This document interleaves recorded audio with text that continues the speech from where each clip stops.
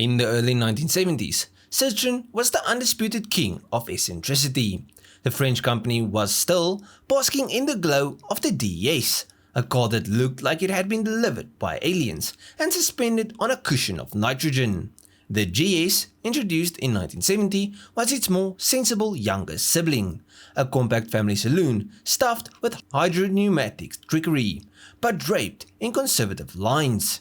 Into this came Bertone, the Italian design house that rarely missed an opportunity to poke the French in the ribs with a reminder that style could be just as radical as suspension spheres. In 1972, they unveiled the GS Camargue at the Geneva Motor Show, and the result was a car that managed to be a coupe, a hatchback and a saloon all at once, yet somehow none of them. This is what makes the GS Camargue so fascinating. It wasn't a whimsical concept with jet-age fins and rocket thrusters, nor was it a barely disguised production prototype. Instead, it was a serious pitch from Bertone to Citroën, saying, "Look, we can take your quirky engineering and dress it in sharp Italian tailoring." What emerged was a wedge-shaped cocktail of French oddity and Italian bravado. On the first glance, the GS Camargue didn't look like a Citroën. Where the GS Saloon was rounded and faintly insect-like, Bertone's creation was all straight lines, crisp edges, and geometric certainty. Its roofline flowed elegantly into a square-cut tail, a rear end that owed more to Detroit muscle than to Parisian chic. Bertone even admitted that the Dodge Challenger provided some inspiration, particularly in the slabby rear panel and its full-width taillights. From the front though, it looked almost executive, restrained, serious, as if Citroën was suddenly auditioning for a boardroom role. From the side, the sloping roof and wide track gave it the air of a sporting coupe, and from the back, it was muscle car theatre. No wonder journalists struggled to classify it. Was it a hatchback, a saloon, a coupe? The answer was, frustratingly, yes. But while the styling seemed detached from Citroën's usual language, it also pointed forward. You see, a decade later, Bertone would get another crack at designing a Citroën, this time officially, and the result was the BX.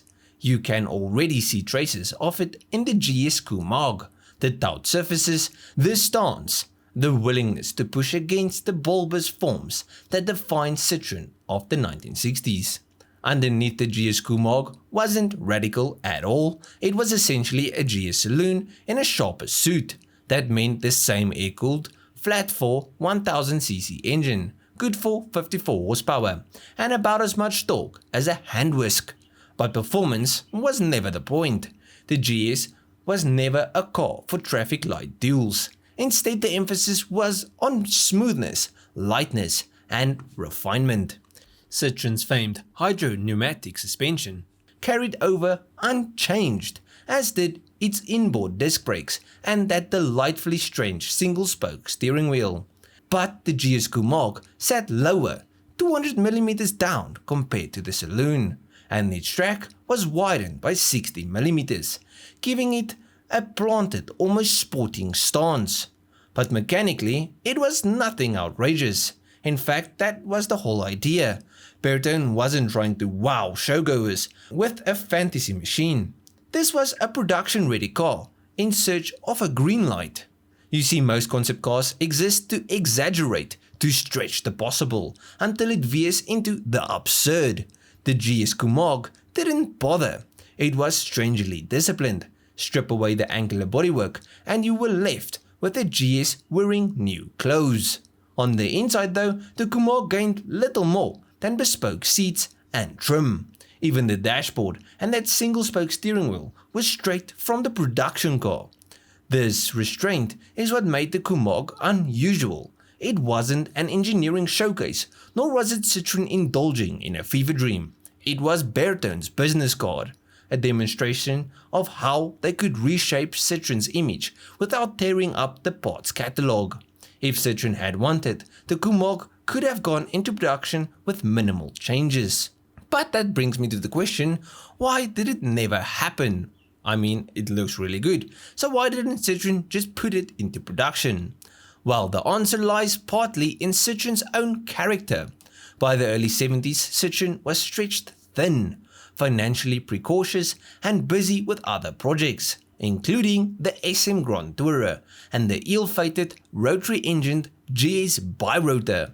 Adding a low-volume coupe to the mix was never likely to make sense, no matter how stylish. And perhaps more importantly, the Camargue didn't feel like a Citroën.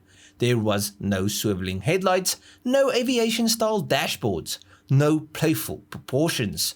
It was a Citroën by mechanics, not spirit. But for a car that went nowhere, the GS Camargue's influence is oddly persistent. Its geometric design prefigured the BX, which became one of Citroën's defining cars of the 1980s.